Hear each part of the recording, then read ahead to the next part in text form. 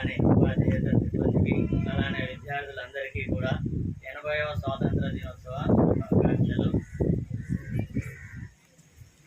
ఈరోజు యొక్క ప్రత్యేకత మనందరము తెలుసుకోవాల్సిన అవసరం ఉంది.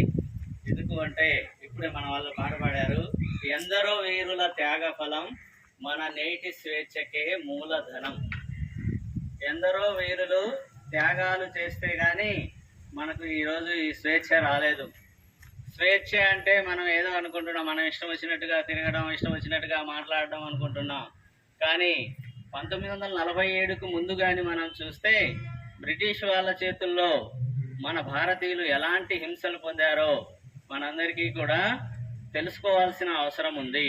ఎందుకు అంటే 1885లో, దానికంటే ముందుగా 1857లో సిపాయిల తిరుగుబాటు అంటే మొట్టమొదటిసారిగా మన భారతీయులు బ్రిటిష్ వారిని ఎదిరించిన ప్రథమ భారత స్వాతంత్ర సంగ్రామంగా మనం చెప్పుకుంటాం, మన చరిత్రకారులు చెప్పారు.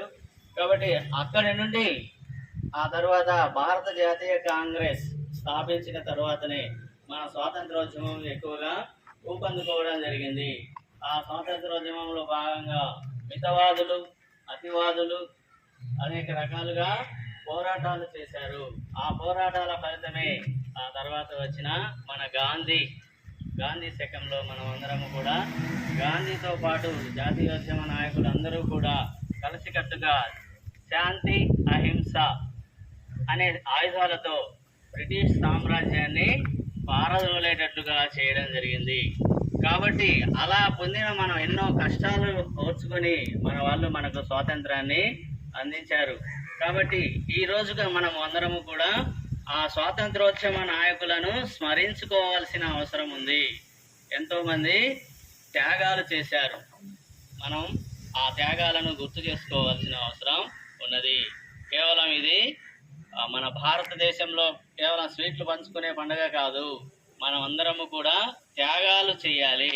త్యాగాలు అనేవి ప్రతి ఒక్కరూ కూడా చేయాలి. దేశం కోసం త్యాగ నిరతితో మనం పనిచేస్తేనే, అది అందరూ చేస్తేనే అది సాధ్యమవుతుంది.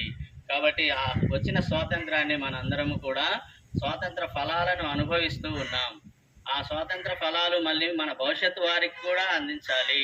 మన భవిష్యత్తు వాళ్ళకి అందించాలి అంటే మనందరము కష్టపడి దేశం కోసం పని చేయాలి. దేశం కోసం కనీసం మనం ఆగస్టు 15 8 గంటలకల్లా రమ్మని చెప్తే చాలామంది రాలేదు.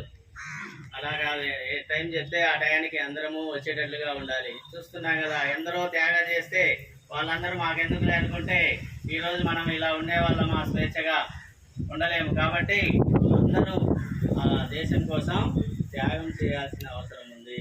దేశం అంటే మట్టి కాదు, దేశం అంటే మనుషులో అన్నాడు గురజాడ అప్పారావు. కాబట్టి ఆ మనుషుల్లో దేశభక్తి కోసం మనందరము కూడా కృషి చేయాలి. ఆ త్యాగ ఫలాలను మనం భవిష్యత్ తరాల వారికి అందించాలి అంటే మనందరం దేశం యొక్క అభివృద్ధి కోసం కృషి చేయాల్సిన అవసరం ఉంది అని తెలియజేసుకుంటూ ఇంతటితో నా ఉపన్యాసాన్ని ముగిస్తున్నాను. ఈ అవకాశం ఇచ్చిన ప్రిన్సిపల్ గారికి ధన్యవాదాలు. తదుపరి మన